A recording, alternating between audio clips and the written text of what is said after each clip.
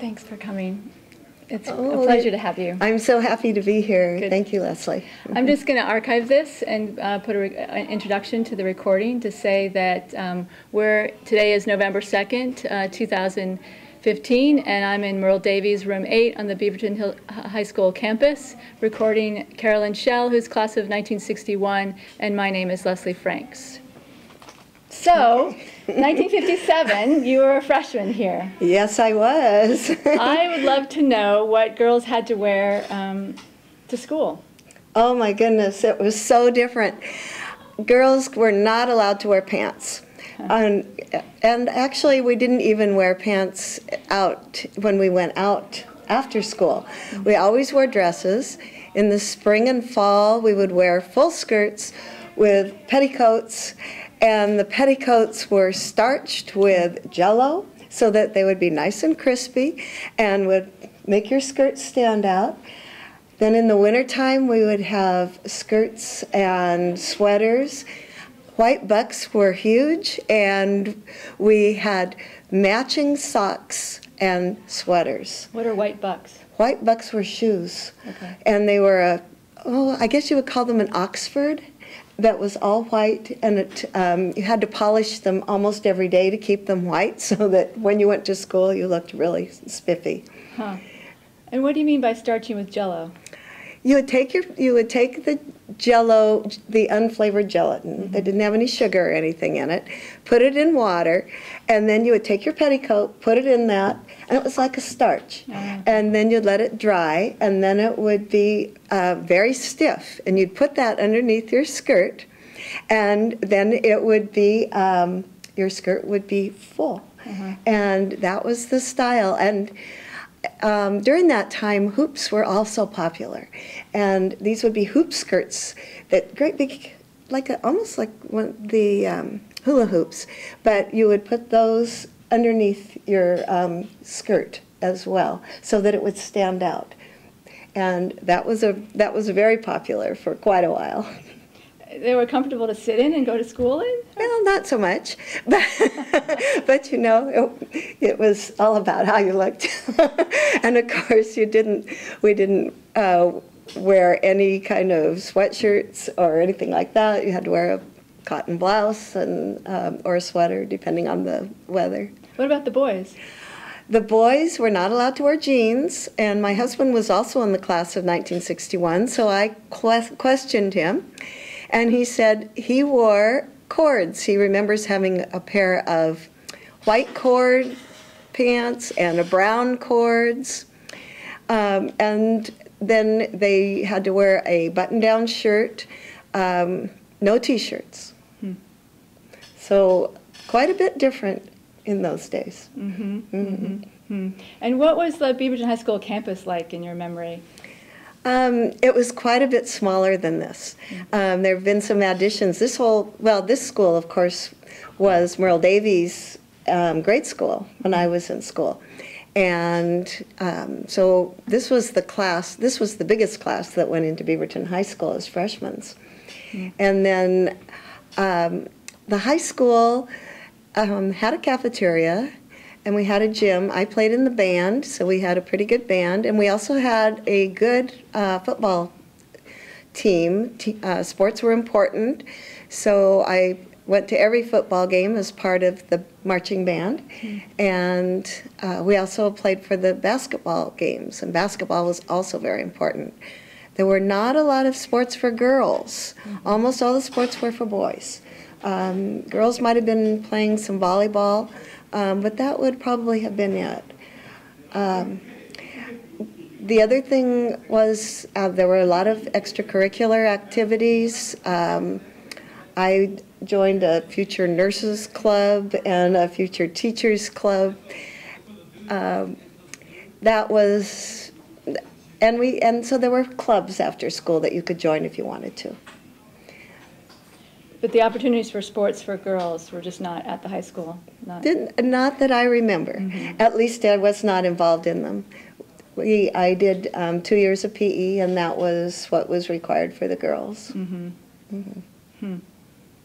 So And different. This is right before Sunset High School was being built, right? Yeah. And it hadn't opened yet? It hadn't opened yet. So our freshman year was a combination of Beaverton High School and Sunset High School freshmen. And so it was a very big class. And then we split off at some point, and I can't remember whether it was when we were freshmen or sophomores, so that half the class, the Beaverton people, all went early in the morning from 7 till noon. And then the Sunset kids all went in the afternoon from 12:30 till 4:30 or 5. So it was 2 shifts every day. Well, it must have been crowded then. It was very crowded. Wow. And so, but it was nice because that freshman year when we were all together, we did get to know quite a few of the kids from Sunset High School. Can you just describe, I've always been really curious about the surrounding neighborhood of Beaverton and what the downtown was like. Did you go across the street? Was it a closed campus? I'm asking lots of questions at once, so let's just start with one. The environment. Well, I'll tell you, the environment was quite a bit more rural than it is today.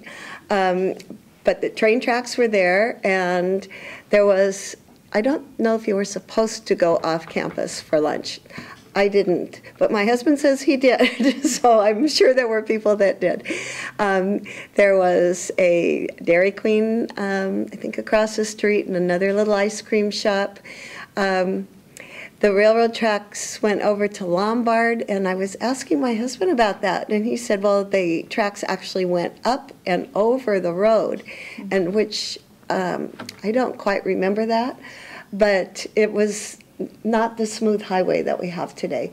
That intersection between Farmington and Beaverton Hillsdale was not smooth. So Farmington Road was there. It was a 2-lane road. We had Allen Avenue was still there, a 2-lane road.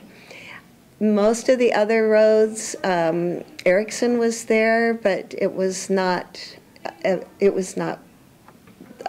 lot of traffic on it. And most of the roads did not have a lot of traffic. Was there a downtown library? No. There were no libraries in Washington County, actually, until probably after I started working. And I started working for Multnomah County Library when I started working as a librarian, because there were no public libraries in Washington County. So wow. There was a library at the school, however. There was a library here. And it was very limited. They didn't really have a lot of books. And I don't think you could really do very much research here. There might have been encyclopedias, and that would have been pretty much the reference. This is a nice segue into your career. So let's jump out of high school, and you're in college now. You went to the University of... Went to Portland State for 2 years, and then I went to the University of Oregon. Studied to become a teacher because I loved English, and I thought I would like to be an English teacher. So I went through all my English classes and did my practice teaching and decided, well, I love my subject. I wasn't so crazy about being a teacher. And so, and there also were not very many teaching jobs available when I graduated. What were the options for women? This is 1960. This would have been about 65. Yeah. The options for women were more limited. When I was in high school, the thought was that you were going to become either a nurse, a teacher, or a secretary. And so those were not great options. So that's why I had decided to become a teacher. When I got into college, I realized that there were a few more options than that, of course, but I was still on the track for becoming a teacher because I did love literature. So after I finished with that course and graduated, I heard about a new course that was being offered at the University of Oregon, and that was in the School of Librarianship. And it was actually at that time part of the School of Education. So I applied and got into the graduate school and started the library program there, and graduated after about a year and a half of quite intensive library classes. and when I graduated, it was still part of the education program. A couple years later, that school did become accredited, so as for the Masters of Librarianship program. And so I was able to use that accreditation retrospectively and be able to become a librarian for Multnomah County, and which I did. And that was my career then, was working with Multnomah County library system. And I started in 1968 and went through until 2007, so it was a long time. Yeah, 39 years. Yes. So for the first 10 years, you were a children's librarian, right, downtown? Right. So tell me about that time period in history, 68 to 78, what it was like to be a woman librarian in the city. Most librarians at that time were women. Okay.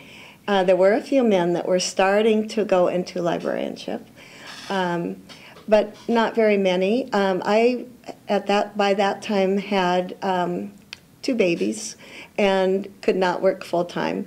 That was the other thing in those days. Women, if you had children, you could work you could work, but it was not encouraged.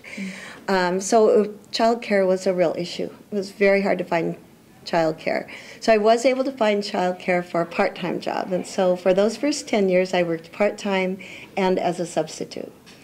And I worked at the main library part of that time and part of that time at the Hillsdale Library. It was interesting because the dress code was still very much like it was when I was in high school. We were still wearing dresses, and you still had to wear pantyhose. There was no air conditioning, and the Central Library and all the branches got very, very hot. And so you couldn't have bare legs unless it was 100 degrees out, and then you could have bare legs. You had to wear pantyhose. Or, of course, they didn't have pantyhose. It would have been the hose that you had to attach. Mm-hmm. Lots of things have changed, and we sometimes forget how many things have changed. About the second or third year that I was working part-time as a children's librarian, things began to ease up as far as dress code, and women were starting to be allowed to wear pantsuits. So I was telling you about this strange little memo that we got. Women could wear pantsuits as long as the jacket covered your fanny. So that was the important thing in those days. Wow. So things eased up gradually. And now, of course, you walk into any library and people are very casual, just as they are in all parts of society today. Mm-hmm, mm-hmm, mm-hmm. You were a librarian during that time period when it transitioned from the card catalog being those lovely oak drawers that I remember as a child, mm-hmm. To all of a sudden in the 70s, a database system, early 80s, a database system. The early 80s. Mm-hmm. And then, boom, the internet. Can you speak a little bit to that transition and what, from the patron's point of view, what you saw?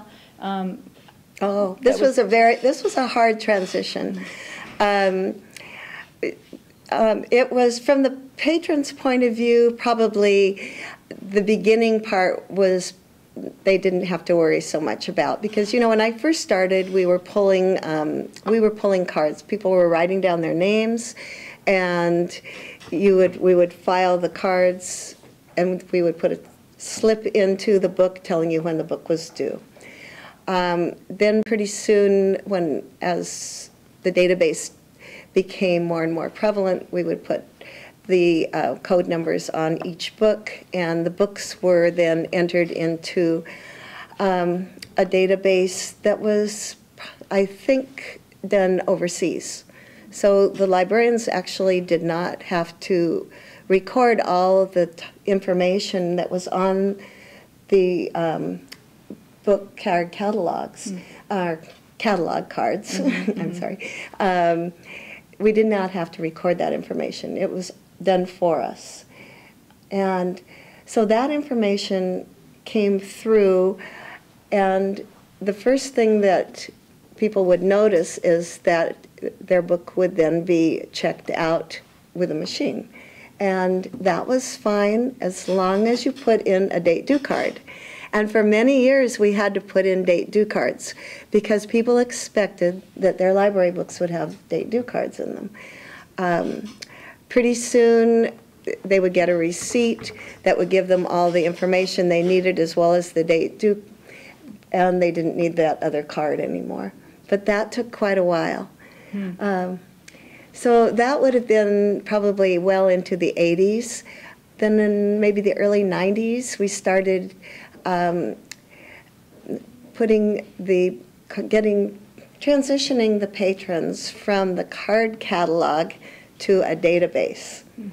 And I don't expect many of you have actually seen card catalogs, but at the Central Library, the whole mezzanine was filled with card catalogs. They would just go all around a whole building just like this. And of course the schools all had card catalogs. Our church library still has a card catalog. And every book was in that card catalog. People loved it. They could go in, they could look by author, subject, and title and find their book, and they would expect that they could go over and find the book on the shelf. Well, when the computers came out, you had to learn how to turn the computer on, to look up the name of your book, type in the title or the author or the subject. You're still looking the same way, but you had to do it a different way. You had to do it on the computer.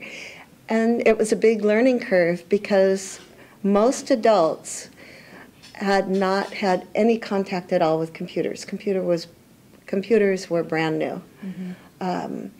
And as a librarian, I had to take classes in using a computer.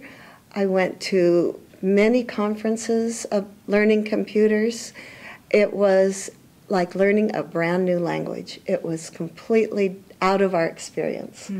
So for me, and I'd had all this training, it was difficult. So we knew then as librarians that we were going to spend a lot of time teaching people to use the computers.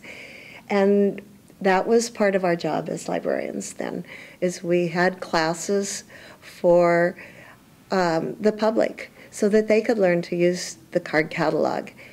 Later on, as the internet came in, we started having classes for the public on using the internet. And we're doing so that people could do their own research online.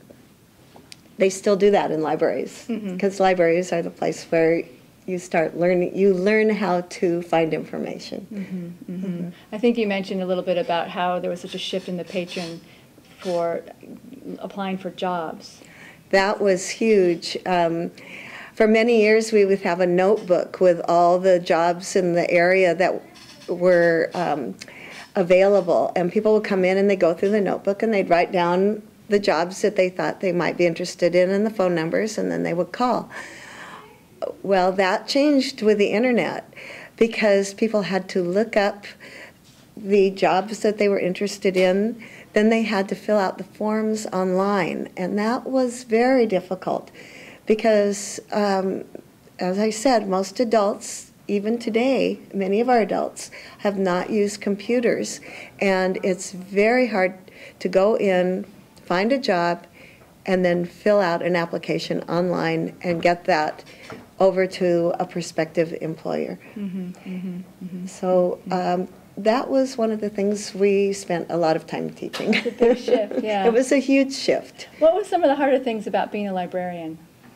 Some of the harder things, well, some of the challenging things that were fun were that we were always trying to find information for people. So that meant that if I'm sitting at a desk, I could have a number of people lined up at the right behind the desk looking for information, and somebody would come up and the first person would say, well, I'm looking for a good book to read. And they would tell you what kind of book they want. The second one said, well, I need the stock report on my stock today. How do I find it? And the next person would come up and say, my card just broke down. How am I going to figure out how to fix my 59 Impala? And so, I mean, each question was different. Mm-hmm. So every time someone came up to you, and this could happen every 5 minutes, it could happen every minute, it could be 10 minutes, it would be a different question. And so then you had to think very fast on your feet and figure out where is the best place to look for this information. And that's what it was so nice about having both the card catalog and the computers, because by the time you would join that person, walk up to the computer, and start thinking about their question, it gave you time to kind of think about, okay, what do we look under for this particular, to solve this particular problem? Mm-hmm, mm-hmm. Mm-hmm. So you like a lot of on your feet kind of questions, a lot of change. Yes, I like that. Mm-hmm. Yeah, I never got bored. Yeah. Yeah. Was there ever a patron that you'll never forget?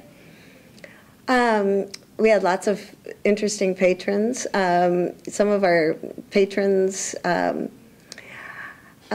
think one of the patrons that was a little more challenging is one that came in who was homeless. It was very hard for him it was this particular one that I'm thinking about was a woman. We did have men come in too. But she came up to me just before we were ready to close at 9 o'clock, said she had no place to stay that night. And so I started having to scramble on the telephone and try to find a place that she could stay. There weren't people, it wasn't safe for women to be out on the streets, especially in Southeast Portland at that time. I don't think it is now either. But we spent probably half an hour tracking down. I had to call the non-emergency police. They gave me a list of shelters. I had to call all the shelters, try to find out where this woman could go. And we did find a place that she could go. Mm. So she was able to find a place for the night, and that was challenging. Mm-hmm. But that was one of the things we tried to do, was to try to help people find the answers to their needs. Mm-hmm. And that was the one thing I enjoyed about being a librarian. The other thing I enjoyed about being a librarian was bringing the community together. And in Southeast Portland, we had a huge immigrant population, first of people from Vietnam and Cambodia and Laos, mm-hmm. and then later Russians, Romanians, Hispanic, I mean, people from all over the world, and they would come kind of in waves. And so what we were trying to do is to get collections of books in the languages that people spoke. And this was a challenge, because especially for the Russian Romanian languages, because we didn't really have resources for finding those. So we were able to put collections together. We still have collections over in those Southeast libraries of Russian and collections, Chinese. And it seems like an everyday thing now, but at that time it was a big challenge to find literature in those languages. We also would have community events so that everybody in the community would be able to get together, and we'd have a Dia de los Niños Day, which is Day of the Child and Day of the Book. So we would put them together and have a big celebration so that the community then would become familiar with some of the other cultures that were right there in their neighborhoods. And people really enjoyed that. Mm-hmm. It's a very diverse kind of career with community and books and answering questions, and you are in management as well. Yes. I want to switch to Habitat for Humanity in just a minute, but is there anything else you want to say about what it was like to be a librarian in this time period, in the 60s and 70s and 80s? Well, just as being part of the communities, every community that I was a librarian in, and I was in 5 different communities, every one of them had also a business community, which is part of the library would want to be involved in that too. And part of the business community was to put on parades. And we put on parades, and I don't think they do that anymore in most of these communities, but we would put on parades in every community. And the library would have a float, and every business might have a float, and and there would be marching bands going through, and it was a big event for the community because a lot of these places out in southeast Portland, they were just beginning to be part of Portland. They had just been annexed in when I got there. They didn't feel like they quite belonged, but once they would have their own events, and they felt like they were a community again. Huh, cool. Yeah, so it was a very interesting and diverse career, which I really enjoyed. Great, So, thank you for sharing that. You're welcome. And you've had another sort of secondary career in Habitat for Humanity that you said that you got involved in because your son, they needed a chaperone. It's classic parents, right? Mom, I need That's right. And he was on a team to build a house. Well, my son was in a youth group that decided that they wanted to go and build a house, and they decided that they would go to Yakima because Yakima was just starting to have a program that would take youth and volunteers to come in and build houses for Habitat for Humanity. It's a brand new program. My son at the last minute opted out, but as parents, we still went. And we were chaperones. There were four adults and maybe 8 or 9 kids. And we started building a house that had a foundation and a floor. But by the end of the week, it had the framing done, it had the windows in, the doors in, and the roof on. And those kids were so proud and so happy. It just made us feel like this is something that's really worthwhile, both for the people doing the project, because it really gave the kids a feeling that they had accomplished something. Also was something that was so needed. The woman whose home that we were replacing was an older woman. She was probably in her 50s or 60s. She was living alone. She was a widow. She was in a house that was just a shack, had a dirt floor, and she was trying to keep warm in March still with a wood stove that was not giving very much heat. She didn't come out of her house for almost the whole week. Finally, at the end of the week, she came out of the house with a whole tray full of tamales. Oh, you should have seen those kids. They were so excited. They ate those tamales, and all of a sudden, she was their best friend. And there was a connection. And that was the important thing. And we felt that connection.